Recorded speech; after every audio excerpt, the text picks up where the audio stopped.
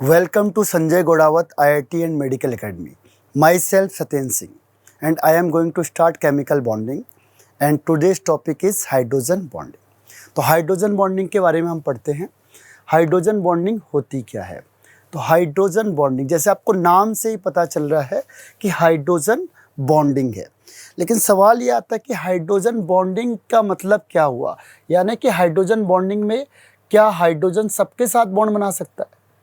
क्या जो hydrogen bonding होगी, क्या अगर मैंने हाइड्रोजन बनाया और ये किसी भी एटम के साथ बॉन्ड बनाएगा तो क्या ये हाइड्रोजन बॉन्ड है? अगर इसने हाइड्रोजन बॉन्ड बनाया, किसके साथ बना दिया? नाइट्रोजन के साथ। इसने हाइड्रोजन ने बॉन्ड बना दिया क्लोरीन के साथ, तो क्या ये हाइड्रोजन बॉन्ड है? तो आंसर है नहीं। हाइड्रोजन बॉन्ड सारे केसेस में नहीं होता। पहली बात, हाइड्रोजन बॉन्ड किसको कहते हैं, इसके टाइप्स क्या क्या हैं, इससे इम्पैक्ट क्या होने वाला है, ये सारी चीज़ों के डिस्कस हम वन बाय वन करते हैं। तो पहला हम डिस्कस करते हैं कि हाइड्रोजन बॉन्ड होता क्या है। ठीक है, तो हाइड्रोजन बॉन्ड की डिफाइन क्या है, देखिए इसकी डिफाइन क्या है। तो हाइड्रोजन बॉन्ड की डिफाइन पढ़ते हैं हम लोग। डिफाइन, तो हाइड्रोजन बॉन्ड कब बनता है कि जब हाइड्रोजन कंबाइंड होगा, लेकिन किसके साथ? When hydrogen is combined, when hydrogen is combined with hydrogen is combined with that atom, तो हाइड्रोजन होगा वो उस एटम के साथ कंबाइंड होगा। किसके साथ? इसकी क्या खास बात होनी चाहिए, देखिए। तो when hydrogen is combined with that atom which is small in size, small in size, size में जो छोटा होना चाहिए। तो पहली खास बात क्या है उसका कि साइज में छोटा होना चाहिए, लेकिन साइज में बहुत सारे एलिमेंट है जो छोटे होंगे। और एक खास बात और होनी चाहिए, एंड हैज हाई इलेक्ट्रोनेगेटिविटी,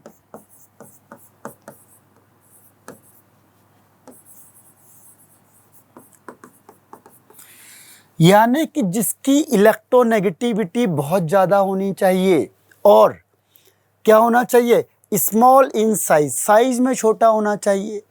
उसी के साथ हाइड्रोजन क्या करेगा? जो बॉन्ड बनाता है उसी को कहते हैं हाइड्रोजन बॉन्ड। क्लियर हो गया? अब सवाल ये आता है कि कौन सा ऐसा एटम है जो साइज में भी स्मॉल है, इलेक्ट्रोनेगेटिविटी भी जिसकी हाई है? कौन कौन से हो सकते हैं? तो आंसर आएगा that is nitrogen, oxygen and fluorine. Nitrogen, oxygen, fluorine जो स्मॉल इन साइज, साइज में भी छोटे हैं और जिनकी इलेक्ट्रोनेगेटिविटी बहुत ज़्यादा है, इसी के साथ हाइड्रोजन बॉन्ड बनाता है। और अगर हम ऑर्गेनिक केमिस्ट्री में पढ़ते हैं तो कुछ स्पेशल केसेस में क्लोरीन भी आता है। क्लियर? ये बहुत रेयर केसेस से अलग केस आता है, लेकिन ज़्यादातर कौन है? Nitrogen, oxygen, fluorine. अब ये कैसे लगे होने चाहिए? देखो, ये दोनों जगह हाइड्रोजन के साथ लगे होने चाहिए। जैसे नाइट्रोजन है आपका, ये हाइड्रोजन के साथ बॉन्ड बनाएगा, तो क्या ये हाइड्रोजन बॉन्ड है? तो आंसर है नहीं। फिर ये कौन सा बॉन्ड है? ये है कोवलेंट बॉन्ड। कौन सा बॉन्ड है? ये कोवलेंट बॉन्ड है। तो फिर हाइड्रोजन बॉन्ड क्या है? हाइड्रोजन बॉन्ड ये है कि जब ऐसे ही दूसरा मॉलिक्यूल इसके पास आ जाए, जैसे हाइड्रोजन कंबाइंड हो ऑक्सीजन के साथ, तो यहाँ पे भी कोवलेंट बॉन्ड है, यहाँ पे भी कोवलेंट बॉन्ड है। अब ये दोनों कोवलेंट बॉन्ड यहाँ पे आ गए। अब यहाँ पे दोनों कोवलेंट बॉन्ड आ चुके हैं, यहाँ पे दोनों कोवलेंट आ गए। तो अब दोनों कोवलेंट बॉन्ड आ गए हैं, ये भी आ गया। सपोज करो इन तीनों में से किसी के भी साथ कंबाइंड होगा, इसके अलावा किसी के साथ नहीं होना चाहिए। अब ये दोनों केस आ गए। अब हुआ क्या कि हम कहेंगे कि हाइड्रोजन बॉन्ड क्या बना? इसके बीच में हाइड्रोजन बॉन्ड बन गया, डिनोटेड बाय डॉटेड लाइन। तो आप बोल गए अब ये कैसे हो गया? ये ऑक्सीजन इस हाइड्रोजन के साथ कैसे कंबाइंड हो गया? तो समय समझ में नहीं आया। तो समझने का बात ये है कि यहाँ पे नाइट्रोजन और हाइड्रोजन, तो किसकी इलेक्ट्रोनेगेटिविटी ज़्यादा है? नाइट्रोजन की इलेक्ट्रोनेगेटिविटी ज़्यादा है। तो नाइट्रोजन की इलेक्ट्रोनेगेटिविटी ज़्यादा है तो नाइट्रोजन इलेक्ट्रॉन को अपनी साइड क्या करेगा? खींचेगा। जैसे ही नाइट्रोजन ने अपनी तरफ इलेक्ट्रॉन खींचा, क्या होगा? नाइट्रोजन के ऊपर नेगेटिव चार्ज आ जाएगा। क्लियर है? ये नेगेटिव चार्ज आया। अब यहाँ पे हाइड्रोजन के ऊपर कौन सा फोर्स आएगा, कौन सा चार्ज आएगा? पॉजिटिव चार्ज आ जाएगा। क्लियर हुआ? तो अब यहाँ पे चार्ज डेवलप हो गया। इससे से ही इसका मतलब होता है स्लाइटली, बहुत कम चार्ज आना। तो स्लाइटली चार्ज के लिए हम डेल्टा को यूज़ करते हैं। सेम केस यहाँ पे होगा। ऑक्सीजन के पास कौन सा चार्ज आएगा? नेगेटिव। हाइड्रोजन के पास कौन सा चार्ज आएगा? प्लस।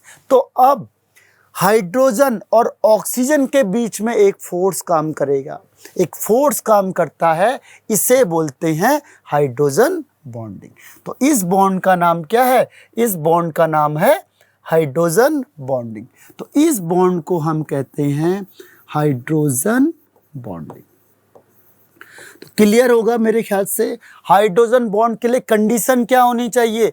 यहाँ पे भी हाइड्रोजन के साथ इनमें से कोई ग्रुप होना चाहिए और दूसरी साइड भी इन ग्रुप के साथ हाइड्रोजन कंबाइंड होना चाहिए। अगर इसमें से कोई भी एक मिसिंग हुआ तो वो हाइड्रोजन बॉन्ड नहीं होगा। क्लियर होगा मेरे ख्याल से। अगर आपने इसमें से कोई भी एक चेंज कर दिया तो उसे हम हाइड्रोजन बॉन्ड नहीं कहेंगे। जैसे एग्जांपल के लिए मैंने कहा चलो एक काम करते हैं, यहाँ पे लिखते हैं कार्बन को और यहाँ पे सेम सिचुएशन लिखते हैं नाइट्रोजन को। तो क्या इन दोनों के बीच में हाइड्रोजन बॉन्ड होगा? तो आंसर इज नो। क्यों नहीं होगा? क्योंकि कार्बन और हाइड्रोजन की इलेक्ट्रोनेगेटिविटी लगभग सेम है, कोई चार्ज डेवलप नहीं होता। ठीक है? और अगर चार्ज सपोज करो डेवलप होगा भी तो बहुत ज़्यादा चार्ज डेवलप नहीं होता है, तो फोर्स और अट्रैक्शन कम होता है, इसीलिए उसे हम हाइड्रोजन बॉन्ड में काउंट नहीं करते। ठीक है?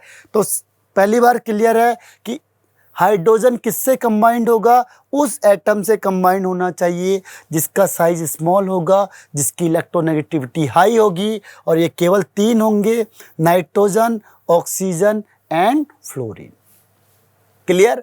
और हम इसको डिनोट करते हैं डॉटेड लाइन से। तो डिनोटेड बाय डॉटेड लाइन। तो इसको डिनोट करेंगे तो इसको लिख सकते हैं हम लोग denoted by dotted line, denoted by dotted line, dotted line से डिनोट करेंगे। क्लियर है? हम आगे बढ़ते हैं यहाँ से। अब तो इस तरीके से हमें समझ में आया कि हाइड्रोजन और किसके बीच में है। देखिए हाइड्रोजन और एक्स, एक्स हमने किसको मान लिया? कोई भी FON, FON कोई भी। ठीक है? और यहाँ पे क्या होगा? ये Y है। दूसरा ये भी किससे कनेक्ट होना चाहिए? ये किससे कनेक्ट होना चाहिए? यहाँ पे। तो यहाँ पे भी आप समझ सकते हो। तो ये जो हाइड्रोजन है ये FON से कनेक्ट होना चाहिए। ठीक है? ये ध्यान रखना आपने, FON से कनेक्ट होना चाहिए। और Y क्या होगा इसमें? FON होगा। इनमें से कोई एक होना चाहिए। ठीक है? तो ये आपका हो जाएगा हाइड्रोजन बॉन्डिंग। अब देखिए, अब यहाँ तक हमें समझ में आ गई कहानी। अब कहानी इसके बाद क्या होता है कि ये एक तरीके का क्या है? इलेक्ट्रोस्टैटिक फोर्स है। इलेक्ट्रोस्टैटिक फोर्स हमने क्यों बोल दिया? इलेक्ट्रोस्टैटिक फोर्स हमने इसीलिए बोल दिया कि यहाँ पे कौन सा चार्ज आया था? Plus charge. यहाँ पे कौन सा चार्ज आया था? Minus charge. तो प्लस और माइनस के बीच में कौन सा फोर्स लगता है? प्लस और माइनस के बीच में कौन सा फोर्स लगता है? उस फोर्स का नाम है इलेक्ट्रोस्टैटिक फोर्स। क्लियर है? आयनिक बॉन्ड में हमने पढ़ा था, लेकिन यहाँ पे क्या है? ये फोर्स ऑफ अट्रैक्शन वीक है, ये स्ट्रॉन्ग नहीं है। क्यों? क्योंकि पार्शली चार्ज डेवलप हो रहा है, बहुत हाई लेवल का चार्ज डेवलप नहीं हो रहा है, तो थोड़ा सा चार्ज हो रहा है, इसीलिए हम इसे हाइड्रोजन बॉन्ड कहते हैं। ये बहुत हाई लेवल का चार्ज नहीं है। तो इसके बीच में जो फोर्स ऑफ अट्रैक्शन होगा ये भी वीक फोर्स होता है, ये स्ट्रॉन्ग फोर्स में काउंट नहीं होता। ठीक है? तो यहाँ तक हमने समझ में आ गया कि इसके बीच में कोवलेंट बॉन्ड है, यहाँ भी आगे कोवलेंट बॉन्ड होगा, और इसके हाइड्रोजन और FON, देखो हाइड्रोजन किससे कनेक्ट है? FON से। यहाँ पे भी क्या है? FON ही होना चाहिए। इसके बीच में हाइड्रोजन बॉन्ड होती है, तो यहाँ पे जो बॉन्ड बनेगा उसे कहते हैं हाइड्रोजन बॉन्ड। क्लियर है? तो ये इलेक्ट्रोस्टैटिक फोर्स है। क्यों माना गया इसे इलेक्ट्रोस्टैटिक फोर्स स्लाइटली? क्योंकि यहाँ पे क्या होता है, पार्शली चार्ज डेवलप हो जाता है, पार्शली चार्ज डेवलप होता है, प्लस और माइनस की वजह से पार्शली चार्ज डेवलप होता है। तो यहाँ पे क्या होगा, पार्शली चार्ज डेवलप हो जाएगा, पार्शली चार्ज डेवलप हो जाता है। तो पार्शली चार्ज होने की वजह से क्या होता है, इसमें फोर्स और अट्रैक्शन थोड़ा कम होता है, इसीलिए हम इसे हाइड्रोजन बॉन्ड बोलते हैं। तो यहाँ पे कोई आयनिक कंपाउंड के बीच में बॉन्ड नहीं बनता है, पहली बात है। दूसरा, hydrogen bond form in covalent bond, covalent bond में ही बनता है, पोलर कोवलेंट बॉन्ड में, नॉन पोलर में नहीं बनता। तीसरी बात क्या है, ये वीक बॉन्ड है, लेकिन स्ट्रॉन्ग किससे है, वैन डर वाल्स फोर्स से स्ट्रॉन्ग माना जाता है, लेकिन जनरली वीक है। ठीक है, हम इसको क्या कह सकते हैं, डाइपोल डाइपोल इंटरेक्शन। डाइपोल क्यों बोला है, देखो यहाँ पे हाइड्रोजन में प्लस चार्ज, फ्लोरीन में माइनस चार्ज है, तो प्लस माइनस, जैसे ये हाइड्रोजन है और ये फ्लोरीन है, तो इसके बीच में स्लाइटली नेगेटिव चार्ज, इसमें स्लाइटली पॉजिटिव चार्ज। अब फिर सेम केस आया यहाँ पे H और F। तो अब क्या होगा, देखो अब इन दोनों के बीच में क्या होने लगेगा, बॉन्डिंग होने लगेगी। इसी को हम कहते हैं हाइड्रोजन बॉन्डिंग।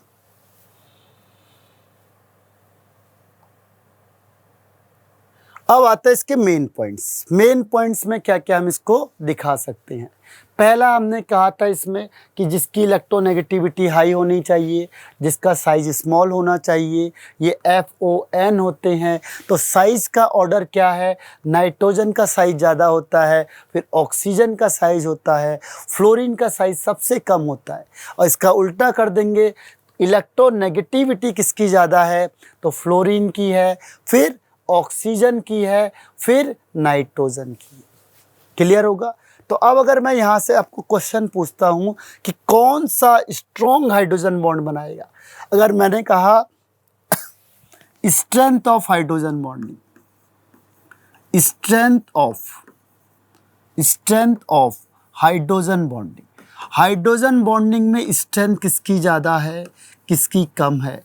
अगर आपको कंपैरिजन करना है कि कौन सा स्ट्रॉन्ग हाइड्रोजन बॉन्ड बन रहा है, कौन सा वीक हाइड्रोजन बॉन्ड बन रहा है, तो क्या करेंगे, देखिए इसमें अगर मैंने एग्जांपल अभी लिया था, जैसे X ले लिया, ये हाइड्रोजन है, और यहाँ पे ले लिया Y। तो इसका रूल नंबर 1 आपको याद रखना है। देखो ये हाइड्रोजन किसके साथ लगा है, X के साथ, और यहाँ है Y। ठीक है, तो इसका रूल नंबर 1 क्या कहता है, रूल नंबर 1 कहता है कि X की इलेक्ट्रोनेगेटिविटी जितनी ज़्यादा होगी, तो पहली प्रायोरिटी किसको देना है, X को।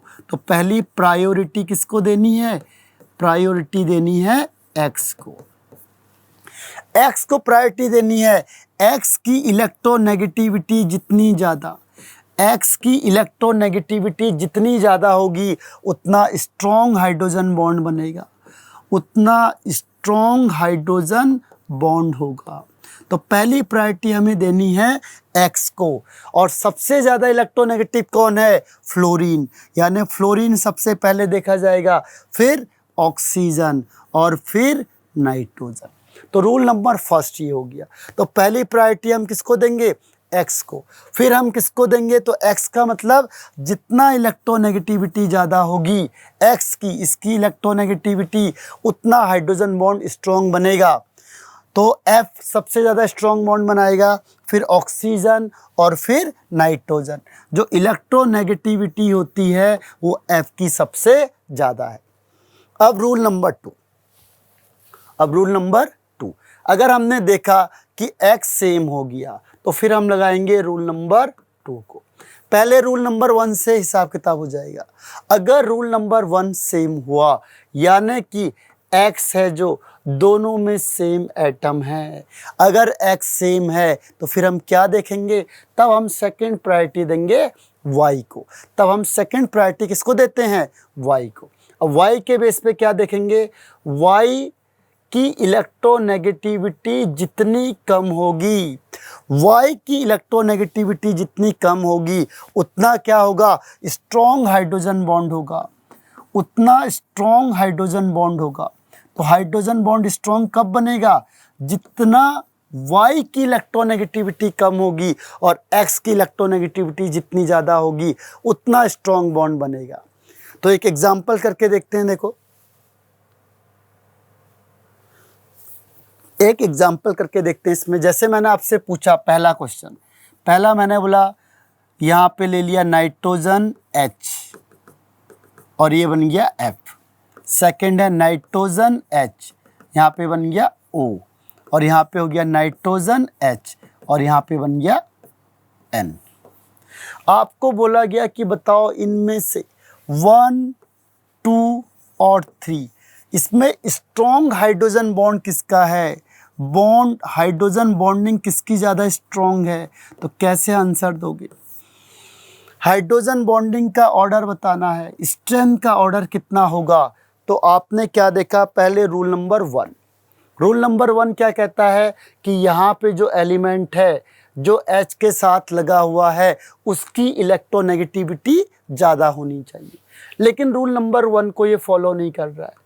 क्यों, क्योंकि रूल नंबर 1 के लिए क्या है, ये तीनों सेम हो गए, तो रूल नंबर 1 यहाँ पे नहीं लगने का। फिर क्या लगेगा, रूल नंबर 2। रूल नंबर 2 क्या कहता है, रूल नंबर 2 कहता है कि ये जो हाइड्रोजन बॉन्ड के साथ बन रहा है इसकी इलेक्ट्रोनेगेटिविटी कम होनी चाहिए, यानी किसका ज़्यादा होना चाहिए, नाइट्रोजन, फिर ऑक्सीजन, फिर फ्लोरीन। तो यहाँ से देखो ये नाइट्रोजन आ गया, तो नाइट्रोजन का बॉन्ड स्ट्रेंथ सबसे ज़्यादा, फिर किसका आएगा, ऑक्सीजन आ जाएगा और फिर किसका आएगा, फ्लोरीन आ जाएगा। तो this is the bond strength. Hydrogen bonding सबसे ज़्यादा किस में होगी, थर्ड में, फिर सेकंड में, फिर फर्स्ट में।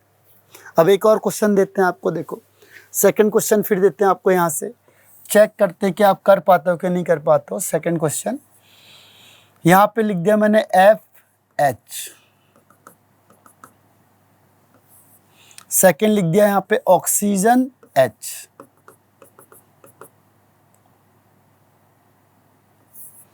और थर्ड लिख दिया नाइट्रोजन H,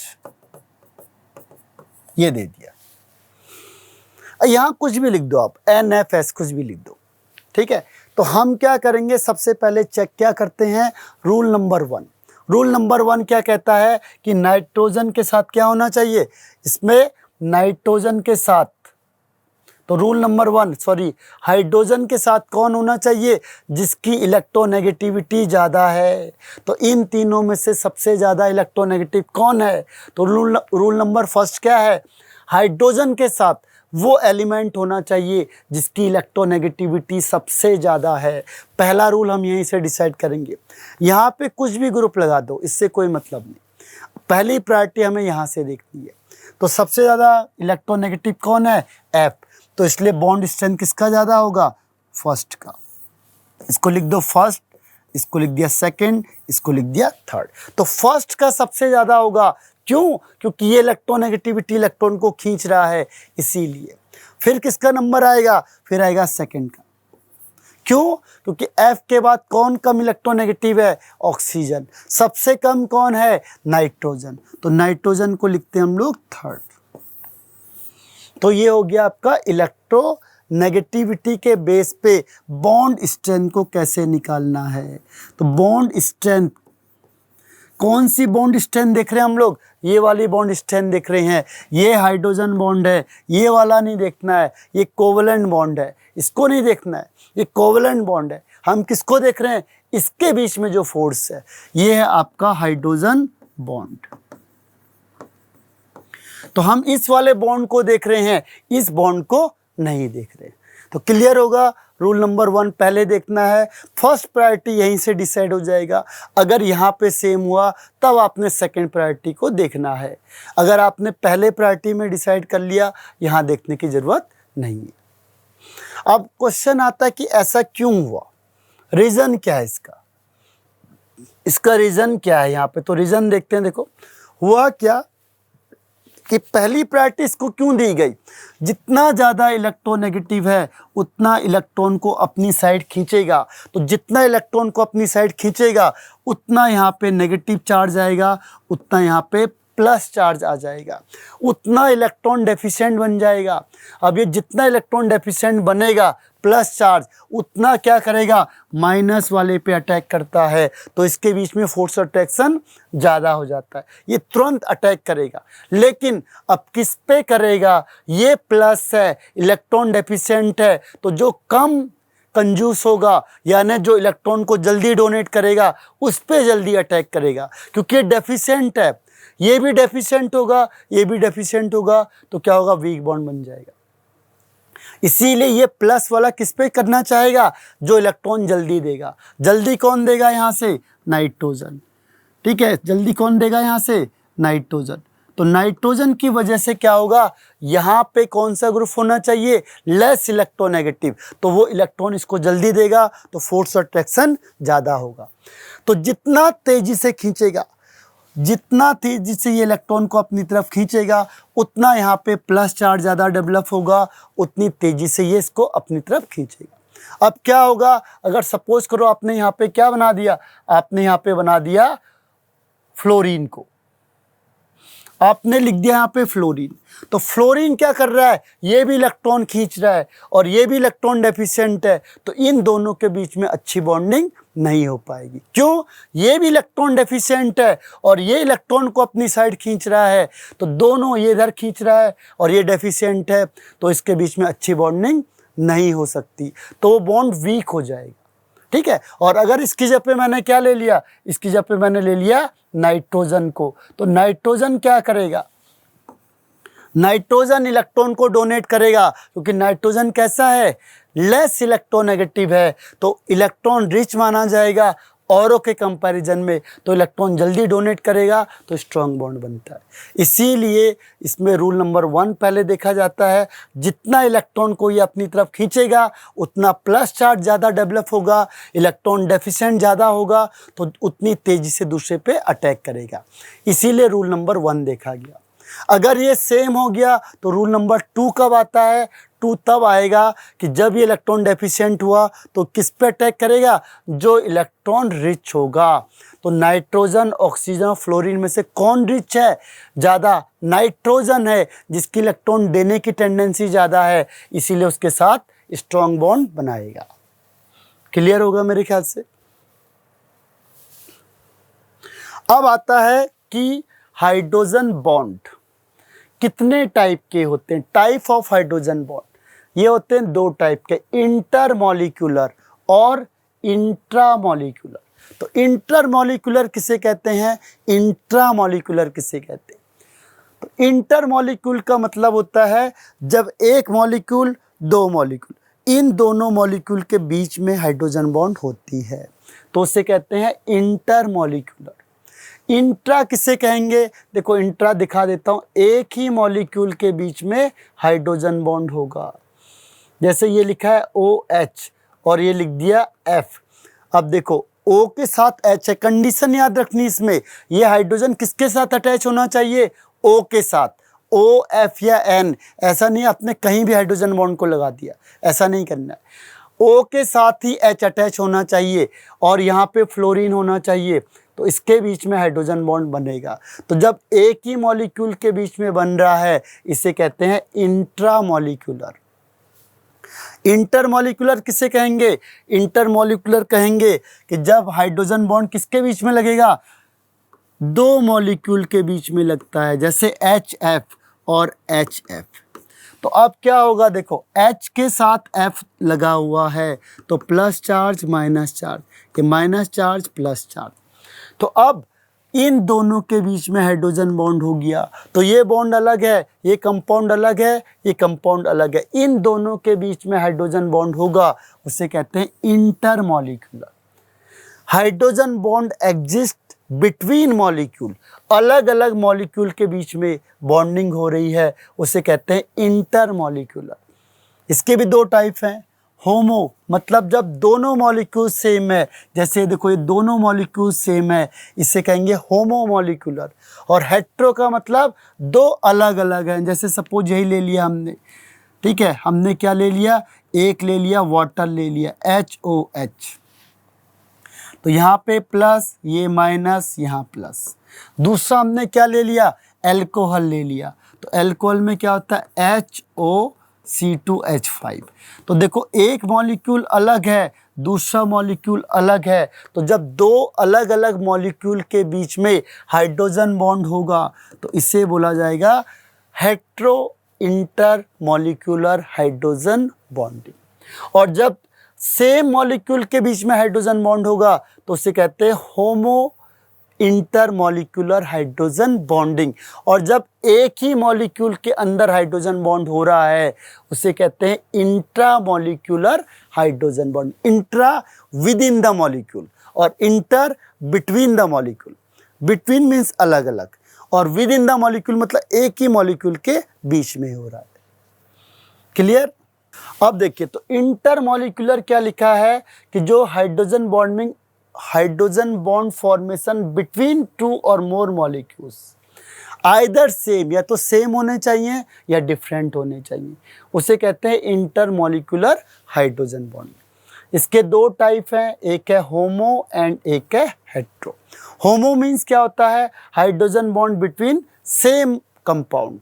अगर दो सेम कंपाउंड के बीच में हो रहा है, जैसे एग्जांपल के लिए HF और दूसरा भी क्या होगा HF, तो दो सेम मॉलिक्यूल के बीच में हाइड्रोजन बॉन्ड हो रही है, उसे कहेंगे होमो इंटर मॉलिक्यूलर हाइड्रोजन बॉन्डिंग।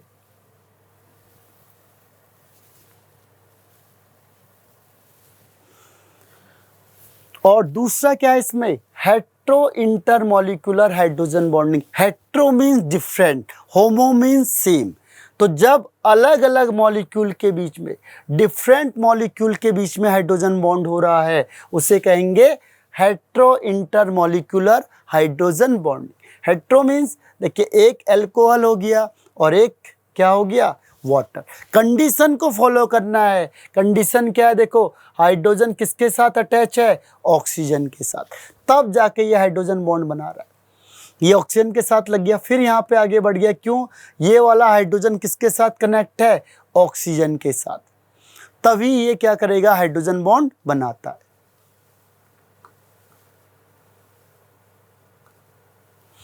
अब आता है इंट्रा मॉलिक्यूलर हाइड्रोजन बॉन्ड।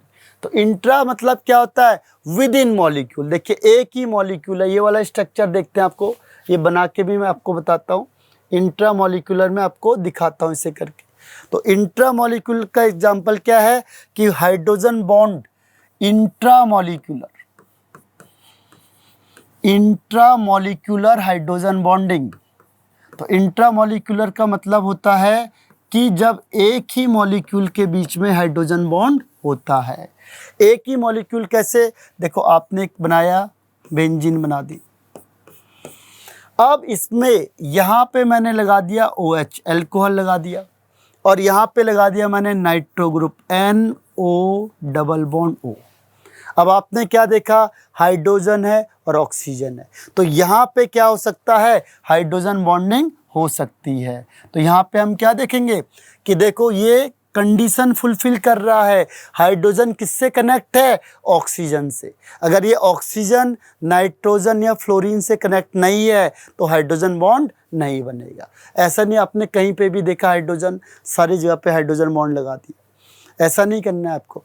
पहले आपने देखना ये हाइड्रोजन दिखा आपको, ये हाइड्रोजन किससे कनेक्ट होना चाहिए, ऑक्सीजन से, और सामने वाला भी क्या होना चाहिए, ऑक्सीजन, फ्लोरीन या नाइट्रोजन, तभी हाइड्रोजन बॉन्ड हो सकता है। तो आपने देखा ये वाला हाइड्रोजन बॉन्ड बन सकता है, तो इसे कहते हैं हाइड्रोजन बॉन्डिंग। अब ये एक ही मॉलिक्यूल के बीच में हो गया, इसीलिए बोला जाता है इंट्रा मॉलिक्यूलर। और कौन से हैं, बहुत सारे एग्जाम्पल हम लिख सकते हैं, जैसे एग्जाम्पल के लिए OH और यहाँ पे फ्लोरीन आ गया, OH एंड फ्लोरीन। अब कोई चांसेस हैं बनने के, बिल्कुल हैं बनने के। ये हाइड्रोजन है यहाँ पे फ्लोरीन है, इन दोनों के बीच में बन जाएगा। कंडीशन सेम है, हाइड्रोजन किससे कनेक्ट होना चाहिए? ऑक्सीजन से, नाइट्रोजन से या फ्लोरीन से। सामने वाला भी क्या होना चाहिए? ऑक्सीजन, नाइट्रोजन या फ्लोरीन। क्लियर है? अब बोला जाएगा अच्छा एक काम करते हैं, एक काम क्या करते हैं, इसको थोड़ा सा दूर कर देते हैं, थोड़ा सा क्या करते हैं, इसको दूर कर देते हैं। अब चेक करते हैं क्या यहाँ पे हाइड्रोजन बॉन्ड हो सकता है। अच्छा एक काम करते हैं और इसको दूर करके देखते हैं, क्या यहाँ पे हाइड्रोजन बॉन्ड हो सकता है। क्वेश्चन ये है आपके पास कि क्या ये डायग्राम 1 और ये डायग्राम 2, क्या इसमें हाइड्रोजन बॉन्ड पॉसिबल है? कंडीशन सेम है, देखो कंडीशन सेम, क्या O के साथ H है, O के साथ H है, सामने कौन है? फ्लोरीन है। तो क्या यहाँ पे हाइड्रोजन बॉन्ड होगा? तो आंसर इज क्या हो सकता है? तो आंसर होगा नो। क्यों? क्योंकि डिस्टेंस बहुत ज़्यादा हो गया, बहुत ज़्यादा डिस्टेंस है, डिस्टेंस ज़्यादा होने से हाइड्रोजन बॉन्ड नहीं होगा। ठीक है, विद इन द मॉलिक्यूल भी क्या होगा? ज़्यादा डिस्टेंस नहीं होना चाहिए, इसको कहते हैं ऑर्थो पोजीशन। ये एडजेसेंट में होना चाहिए, तभी जाके हाइड्रोजन बॉन्ड पॉसिबल। अब आता है इसका इम्पैक्ट क्या पड़ता है। मेन क्वेश्चन यहीं से बनता है आपका, इम्पैक्ट। इम्पैक्ट में देखिए क्या होता है, जितने भी ऑर्गेनिक कंपाउंड होते हैं, जितने भी ऑर्गेनिक कंपाउंड होते हैं वो वाटर में इंसॉल्युबल होते, वाटर में डिसॉल्व नहीं होते। क्यों नहीं होते हैं डिसॉल्व? देखो तो सॉल्युबिलिटी मतलब सॉल्युबल इन वाटर। तो ये वाटर में जितने भी ऑर्गेनिक कंपाउंड है, जितने भी ऑर्गेनिक कंपाउंड होते हैं, ऑर्गेनिक कंपाउंड क्या होते हैं? वाटर में इंसॉल्युबल होते, इनसॉल्युबल इन वाटर। तो वाटर में इंसॉल्युबल होते हैं, लेकिन उसके बाद भी कुछ ऑर्गेनिक कंपाउंड ऐसे हैं जो वाटर में सॉल्युबल होते हैं। कौन कौन से ऑर्गेनिक कंपाउंड ऐसे हैं? जैसे एल्कोहल, एल्कोहल हो गया C2H5OH, और जैसे एमाइन, और जैसे कार्बोक्सिलिक एसिड। अब ये क्या होते हैं? ये वाटर में सॉल्युबल हैं, सॉल्युबल इन वाटर। अब इसका रीजन क्या हो सकता है? जितने भी ऑर्गेनिक कंपाउंड होते हैं वो वाटर में इनसॉल्युबल होते हैं। क्यों? क्योंकि ऑर्गेनिक कंपाउंड कैसा नेचर होता है? नॉन पोलर नेचर होता है, नॉन पोलर नेचर होता है। और वाटर कैसा होता है? वाटर का पोलर नेचर होता है। तो क्या होता है कि इनमें मैचिंग नहीं होती, उसमें चार्ज है, इसमें चार्ज नहीं है, तो दोनों मिक्सअप नहीं हो सकते। लेकिन इसके बाद भी कुछ ऑर्गेनिक कंपाउंड ऐसे हैं जो वाटर में क्या है? सॉल्युबल हैं। तो उसका रीजन देखा गया कि हो क्या सकता है ऐसा। एमाइन है, एसिड होता है, आपको पता है CH3COOH। एमाइन क्या होता है? CH3NH2। तो ये है आपके पास। अब ये सॉल्युबल क्यों है? तो आपको अंदाजा लग गया होगा कि ये क्या बनाएंगे? हाइड्रोजन बॉन्ड बनाएंगे। तो जो भी हाइड्रोजन बॉन्ड बनाएगा वो वाटर में सॉल्युबल है। कैसे? देखो एमाइन आपको पता है, एमाइन में क्या आ गया? नाइट्रोजन आ गया है। तो ये नाइट्रोजन आ गया ना, तो ये हाइड्रोजन बॉन्ड बना सकता है। कैसे? देखो यहाँ किसके साथ बनाएगा? हाइड्रोजन के साथ, HOH ये बना रहा है। अब ये हाइड्रोजन भी तो बचा हुआ है, ये हाइड्रोजन किसके साथ बनाएगा हाइड्रोजन बॉन्ड? ऑक्सीजन के साथ। ये भी हो गया, ये हाइड्रोजन भी तो बचा हुआ है, ये भी हाइड्रोजन बॉन्ड बनाएगा।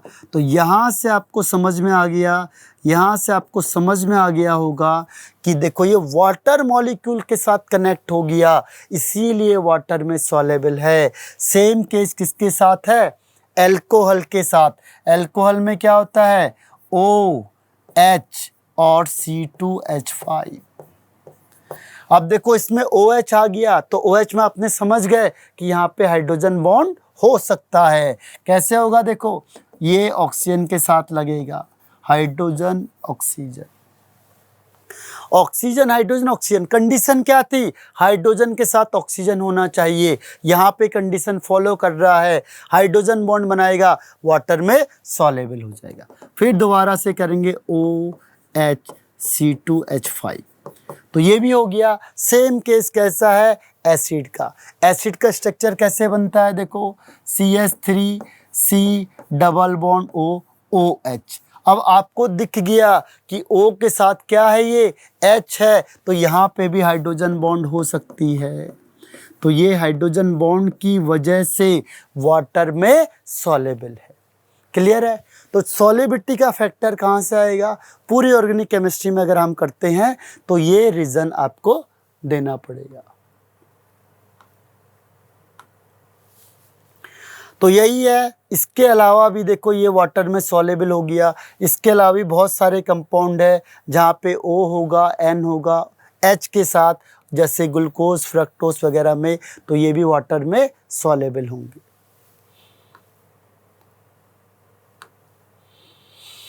ऐसी दिखा है कि कंपैरिजन करेंगे कौन ज़्यादा सॉल्युबल होगा, कौन कम सॉल्युबल होगा। तो इसके लिए भी हमने किया था डिस्कशन, जो ज़्यादा स्ट्रॉन्ग बॉन्ड बनाएगा वो ज़्यादा सॉल्युबल होगा, जो कम स्ट्रॉन्ग बॉन्ड बनाएगा वो कम सॉल्युबल होगा। तो ज़्यादा हाइड्रोजन बॉन्ड करने से ज़्यादा सॉल्युबल होगा, तो अल्कोहल ज़्यादा होता है, किससे, ईथर से ज़्यादा होता है। ठीक है।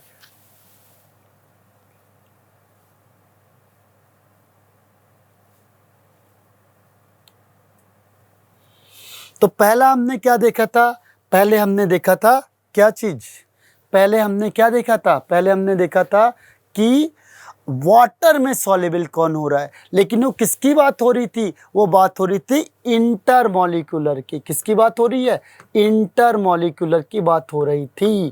अब इंट्रामॉलिक्यूलर में क्या होता है, हिसाब किताब थोड़ा सा गड़बड़ हो जाता है।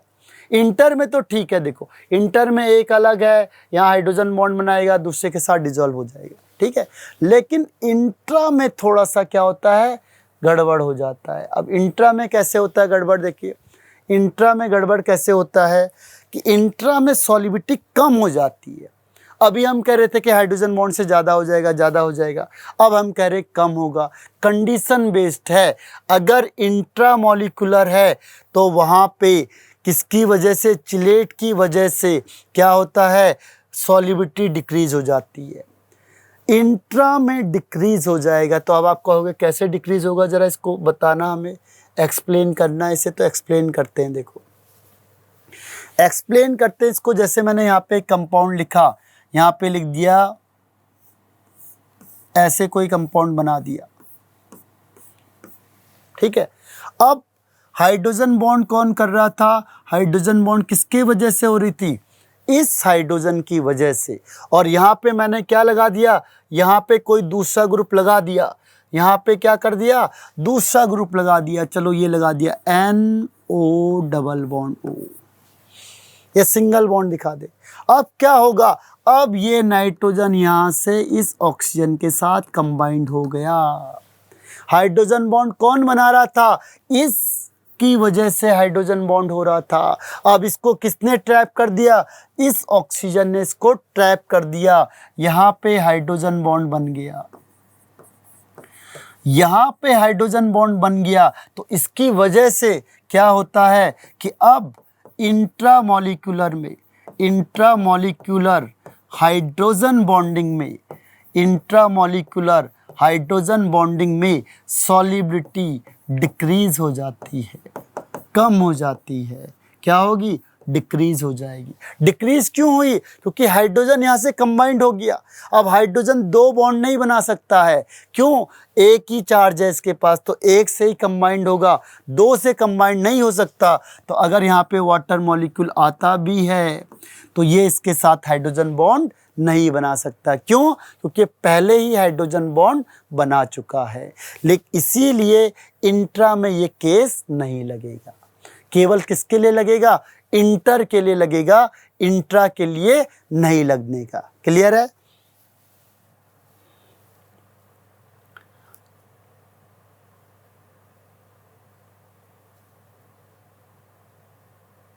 अब आता है विस्कोसिटी। विस्कोसिटी मतलब सेल्फ रेजिस्टेंस, अंदर ही अंदर रेजिस्टेंस होगा, यानी जो जितना गाढ़ा है, जैसे हनी होता है, हनी क्या होता है, गाढ़ा होता है तो मूव नहीं करता हो, उसे कहते हैं ज़्यादा विस्कस है। पानी क्या है, मूव ज़्यादा करता है यानी कम विस्कस है। ठीक है, तो विस्कस का मतलब जो मूव कम करता है वो विस्कस ज़्यादा है, और जो मूव नहीं कर, जो ज़्यादा करता है उसका विस्कस कम है, जो ज़्यादा मूव करता है उसका विस्कस कम, और जो कम मूव करता है उसका विस्कस ज़्यादा हो जाता है। ठीक है, तो हम कहते हैं कि जितना हाइड्रोजन बॉन्ड ज़्यादा बनेगा उतना विस्कोसिटी ज़्यादा होगी। क्यों? क्योंकि वो रेजिस्टेंस अंदर ज़्यादा होता है, मूवमेंट कम हो जाता है। तो उतना ज़्यादा हाइड्रोजन बॉन्ड बनाएगा तो उससे क्या होगा, मूवमेंट कम हो जाएगा, तो उसकी वजह से वो ज़्यादा विस्कस होता है।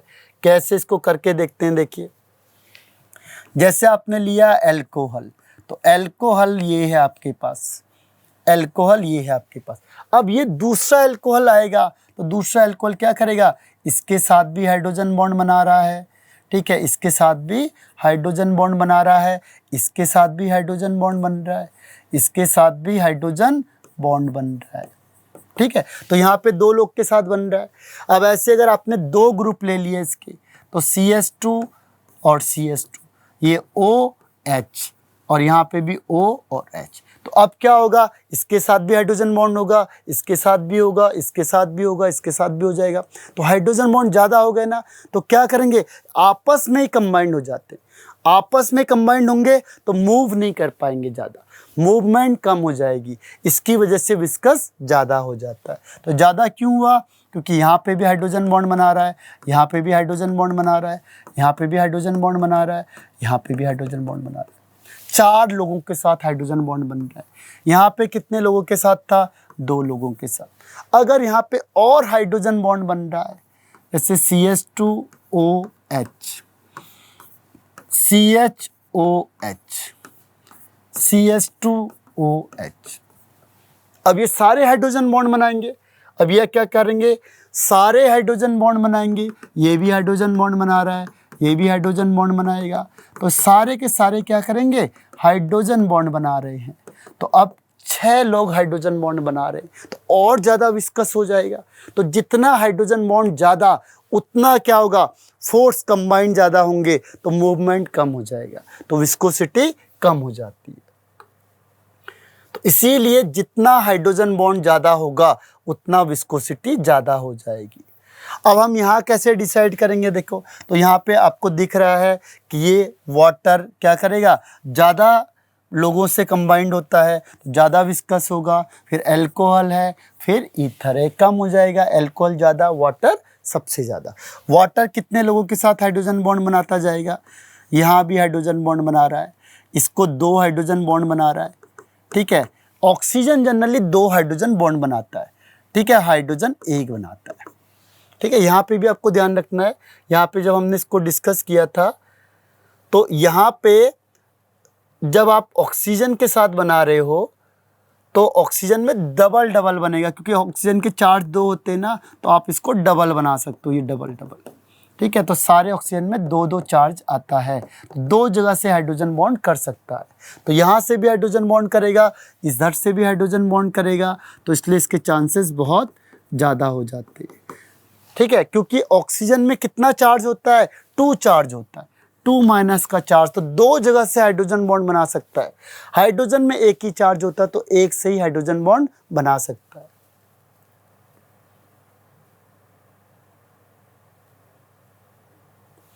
तो क्लियर हो गया ये।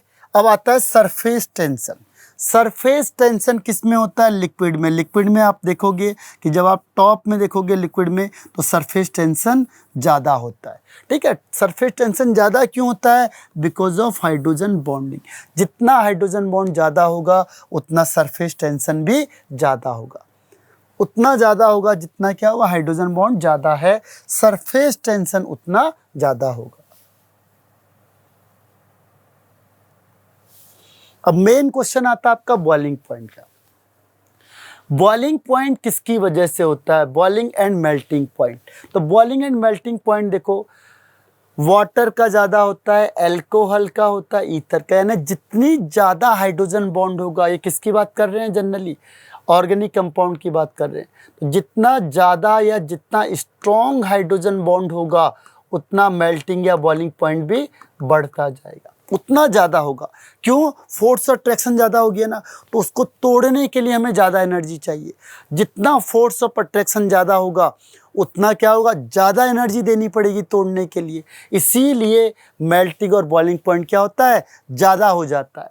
ठीक है, अब देखते हैं हम लोग ग्रुप वाइज भी, 5th group, 6th group, 7th group में क्या होने वाला है। तो देखिए जनरली क्या होता है, इसको दिखाते हैं कैसे होता है ये। जैसे हम करते हैं 5th ग्रुप की बात, तो होता क्या है, जैसे मैंने कहा NH3 ले लिया, NH3 के बाद आता है PS3, इसके बाद क्या आएगा ASH3 और फिर आता है SbH3। तो जनरली इसमें कौन सा फोर्स लगता है, इसमें फोर्स लगता है वैंडरवाल फोर्स। वैंडरवाल फोर्स किस पे डिपेंड करता है, साइज पे।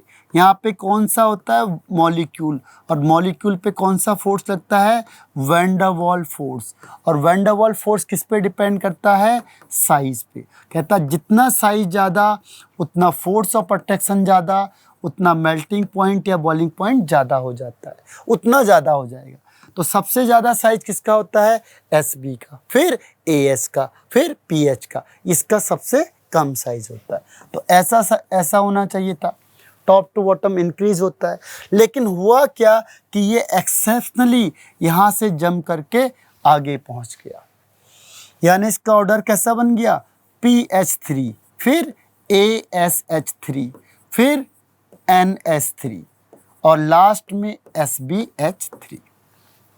तो देखा गया कि इसका रीजन क्या है, ये यहाँ आगे कैसे आ गया। इसके साइज सबसे छोटा है, जिसका साइज सबसे कम उसका फोर्स अट्रैक्शन सबसे कम, उसका बॉइलिंग पॉइंट सबसे कम, लेकिन ये जंप मार के आगे कैसे आ गया, इसका रीज़न देखा गया।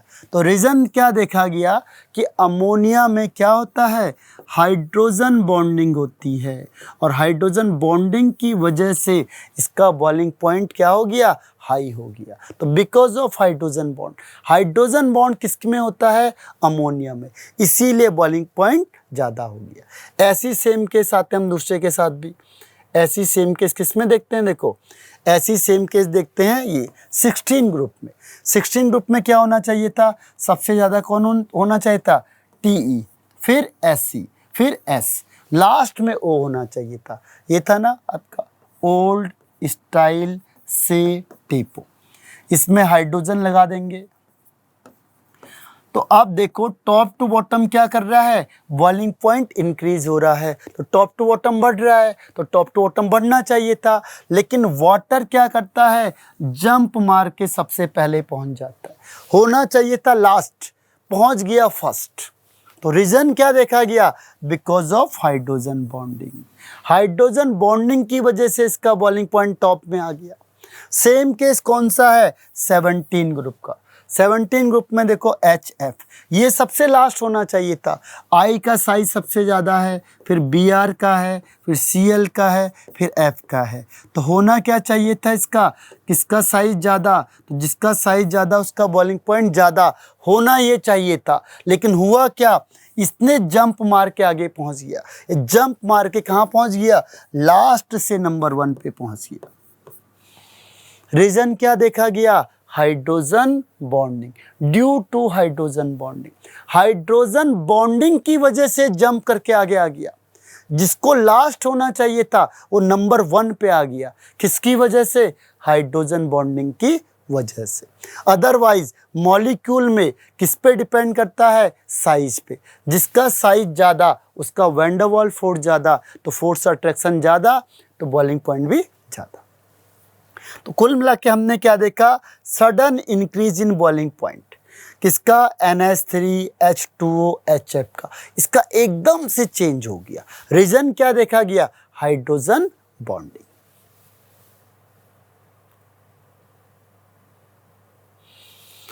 ऐसी सेम केस अगर वो बोलते चलो एक काम करते, इन तीनों में कंपटीशन करके देखते हैं, वाटर, HF और NH3 में, तो आप देखेंगे इन तीनों में से कौन पहले नंबर पे आता है। ठीक है। तो आप बोल गए नहीं नहीं हम तो F को लिखेंगे, क्योंकि F ज़्यादा इलेक्ट्रोनेगेटिव होता है, तो नंबर 1 तो F आना चाहिए था। आपने तो वाटर लिख दिया पहले, ठीक है, हमने क्या लिख दिया, वाटर लिख दिया है। आंसर क्या आना चाहिए, F आना चाहिए था। तो उसका आंसर क्या है, देखो उसका आंसर ये होता है कि HF आप जब बना रहे हो तो HF, ठीक है। तो इसमें हाइड्रोजन बॉन्ड स्ट्रॉन्ग है, ये तो हम मानते हैं कि HF में हाइड्रोजन बॉन्ड स्ट्रॉन्ग है, लेकिन वो कहता हम सारा समराइज करते हैं कैसे, ऑक्सीजन के साथ होगा 1 2। अब ऑक्सीजन कौन कौन से बॉन्ड बनाएगा, देखो एक बॉन्ड ये बनेगा, दूसरा बॉन्ड ये बनेगा, तीसरा बॉन्ड ये बनेगा, चौथा बॉन्ड ये बनेगा। चार बॉन्ड बना रहा है वाटर, ओवरऑल 4 बॉन्ड बन रहे हैं। ये कितने बॉन्ड बना रहा है, देखो एक यहाँ से और एक यहाँ से, इसमें 2 ही बॉन्ड बन पा रहे हैं एक मॉलिक्यूल के, जबकि वाटर कितने बॉन्ड बना रहा है, 4 बॉन्ड बना रहा है। ऑक्सीजन में कितना चार्ज है, -2, तो 2 जगह से कनेक्शन होगा, 1 2 3 4, 1 2 ऑक्सीजन और ये हाइड्रोजन 3 और 4। तो वाटर कितनी बॉन्डिंग बना रहा है, 4 लोगों से बॉन्ड बना रहा है। ये HF कितने लोगों से बॉन्ड बना रहा है, 2 ही लोगों से बॉन्ड बना रहा है। अब ये मजबूत है, स्ट्रॉन्ग है, लेकिन 2 ही लोगों के साथ कनेक्ट है। ये इससे थोड़ा वीक है, लेकिन 4 लोगों के साथ बॉन्ड बना रहा है। तो ज़्यादा स्ट्रॉन्ग कौन बनाएगा, तो ज़्यादा स्ट्रॉन्ग कौन बनाता है, H2O ज़्यादा बनाता है, इसीलिए H2O ज़्यादा होता है as compare to HF। Clear होगा ये। NH3 क्योंकि वीक बनता है तो ये लास्ट में आता है।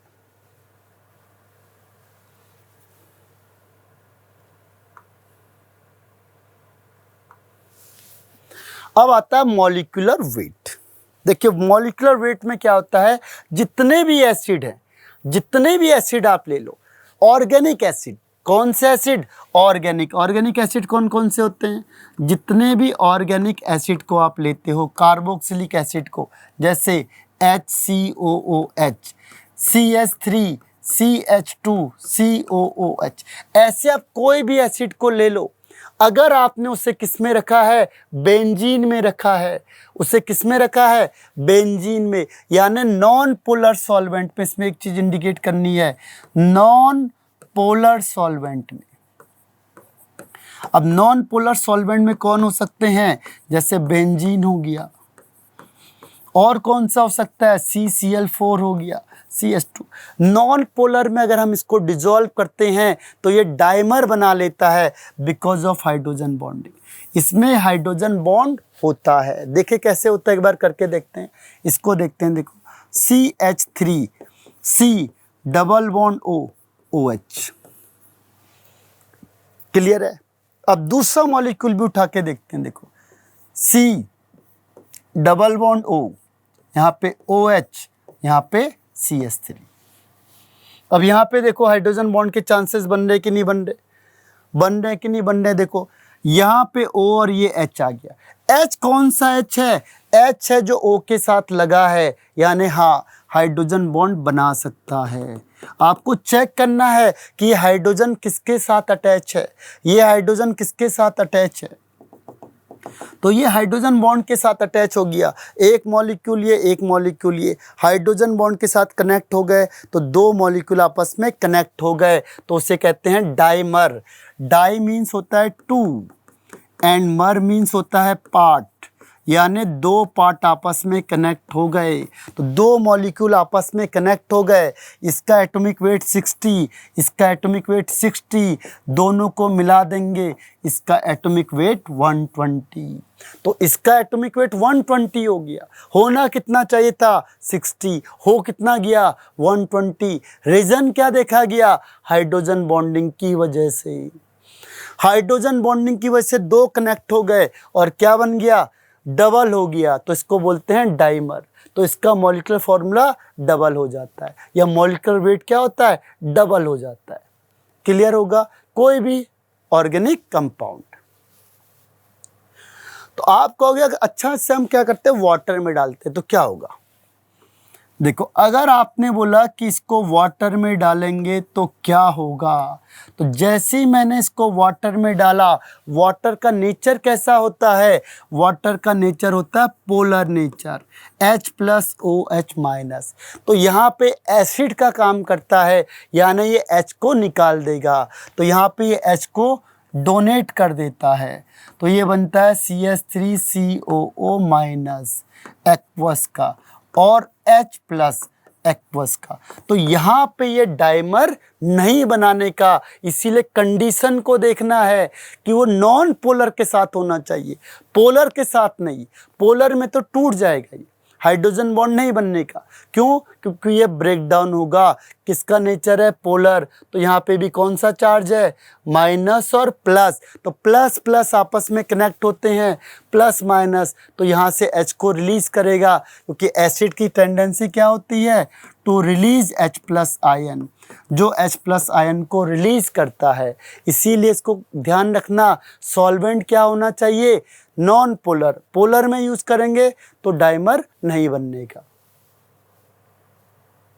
फिजिकल स्टेट, फिजिकल स्टेट में देखो क्वेश्चन आता है आपके पास कि H2O लिक्विड है लेकिन H2S गैस है। क्यों? H2O लिक्विड है, H2S गैस है। रीजन है हाइड्रोजन बॉन्डिंग। H2O में क्या होगा? हाइड्रोजन बॉन्डिंग, और H2S में हाइड्रोजन बॉन्ड नहीं होता। तो इससे क्या फर्क पड़ेगा? इससे क्या फर्क पड़ेगा? तो हाइड्रोजन बॉन्डिंग की वजह से क्या होता है? मॉलिक्यूल पास पास आ जाते हैं, पास आएंगे तो लिक्विड फॉर्म हो जाता है। H2S क्या होता है? वीक फोर्स ऑफ अट्रैक्शन होगा, तो मॉलिक्यूल दूर दूर होते हैं। तो अगर मॉलिक्यूल दूर दूर होंगे तो उसकी वजह से कौन सा फॉर्म होगा? गैस फॉर्म हो जाएगा। वीक फोर्स होता है तो गैस फॉर्म, थोड़ा सा स्ट्रॉन्ग फोर्स है तो लिक्विड फॉर्म। क्लियर? अब इसमें एक और क्वेश्चन आता है आपके पास वाटर और आइस को लेके। क्या क्वेश्चन आएगा? देखो, पहला क्वेश्चन बोलेगा बताओ कि वॉल्यूम किसका ज़्यादा है, आइस का वॉल्यूम ज़्यादा है या वाटर का वॉल्यूम ज़्यादा होता है। तो बता सकते हो आप कि किसका वॉल्यूम ज़्यादा होगा। अगर आपने पानी लिया, उसे फ्रिज में रख दिया, अगले दिन आप फ्रिज से निकालोगे तो जो वाटर का लेवल था क्या उसके लेवल से रहेगा, ज़्यादा हो जाएगा या कम हो जाएगा? आपने ऑब्जर्व किया होगा। तो जो वॉल्यूम होता है वो आइस का ज़्यादा होता है एज कंपेयर टू वाटर। ठीक है, इसका रीज़न क्या है? इसका रीज़न क्या है? तो इसका रीज़न क्या होता है कि वो कहता है जो आइस होता है, आइस में इस तरीके की हाइड्रोजन बॉन्ड हो जाती है। अब ये हाइड्रोजन बॉन्ड होगी तो इसमें खाली गैप बन जाता है। ये गैप है, इसे एम्प्टी स्पेस भी बोलते हैं, एम्प्टी स्पेस गैप। तो ये इसको कहा जाता है cage like structure, open cage like structure होता है। इसको क्या बोलते हैं? केज लाइक स्ट्रक्चर बोला जाता है, केज लाइक स्ट्रक्चर बोला जाता है। खाली जगह बीच में आ गई। बीच में खाली जगह क्यों आई? हाइड्रोजन बॉन्ड की वजह से, चारों तरफ से हाइड्रोजन बॉन्ड हो गए तो क्या हुआ? इसमें बीच में गैप आ गया। गैप की वजह से क्या होता है? वॉल्यूम बढ़ जाता है। वाटर में गैप नहीं था, जैसे हमने आइस में कन्वर्ट किया ये हाइड्रोजन बॉन्ड परफेक्ट आपको दिखने लगेंगे। तो इसकी वजह से वॉल्यूम क्या होता है? ज़्यादा क्यों हो गया? ये एम्प्टी स्पेस आ गया, ये खाली जगह आ जाते हैं बहुत सारे, इसकी वजह से क्या होता है? वॉल्यूम ज़्यादा हो जाता है। ठीक है, तो इसीलिए इसमें due to hydrogen bonding, hydrogen bond से, क्योंकि सारा खेल किसका है? हाइड्रोजन बॉन्ड का है। तो यहाँ पे समझ में आ गया होगा केज लाइक स्ट्रक्चर होता है, और केज लाइक स्ट्रक्चर होने से क्या होता है? गैप ज़्यादा होगा तो वॉल्यूम आइस का ज़्यादा हो जाता। तो डेंसिटी किसकी ज़्यादा होगी? अब आता है क्वेश्चन, डेंसिटी बतानी है। डेंसिटी किसकी ज़्यादा होगी? तो डेंसिटी सीधी सी बात है किसकी ज़्यादा होगी? वाटर की। क्यों? क्योंकि मास तो सेम था, density equal to mass upon volume. तो density equal to mass upon volume. अब मास तो दोनों के लिए सेम है, मास तो दोनों के लिए सेम है। पानी तो उतना ही रखा हुआ है ना, पानी में तो कोई चेंज नहीं किया, जितना पानी आपने रखा था पानी हमने उतना ही रखा हुआ है। चेंज किस में हुआ? वॉल्यूम में चेंज हुआ। तो वॉल्यूम अपॉन में है, वॉल्यूम किसका ज़्यादा है? आइस का। तो वॉल्यूम आइस का ज़्यादा है तो डेंसिटी किसकी ज़्यादा होगी? वाटर की। तो वाटर की डेंसिटी ज़्यादा होती है आइस से बिकॉज ऑफ हाइड्रोजन बॉन्डिंग। तो हाइड्रोजन बॉन्डिंग होता है इसका इसीलिए।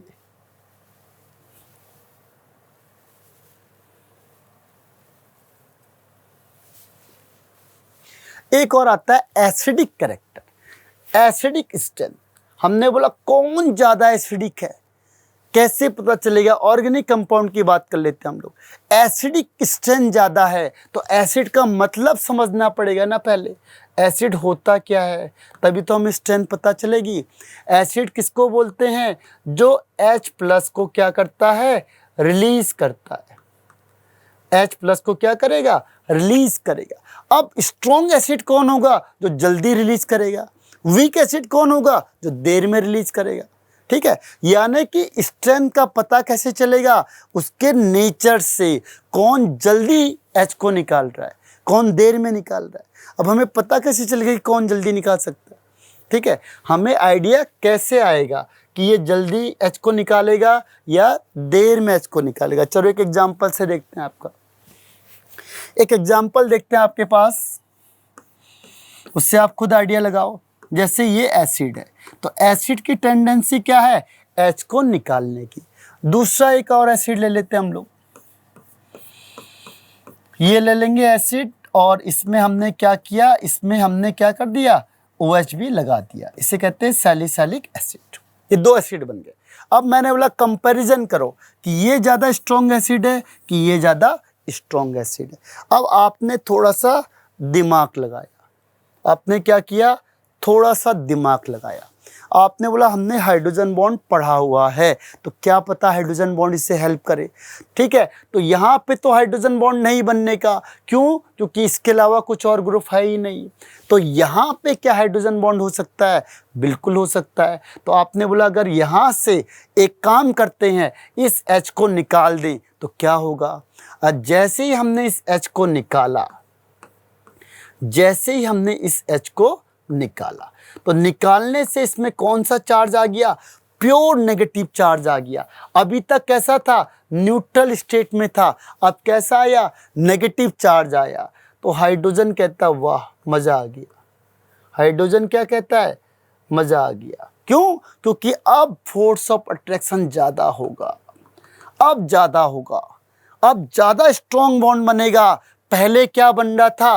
वीक फोर्स था। तो वीक फोर्स में क्या हो रहा था? हाइड्रोजन बॉन्ड ज़्यादा अच्छा नहीं बन रहा था। हाइड्रोजन बॉन्ड ज़्यादा अच्छा नहीं बन रहा था। क्यों? क्योंकि पूरा चार्ज डेवलप नहीं हो पाया था।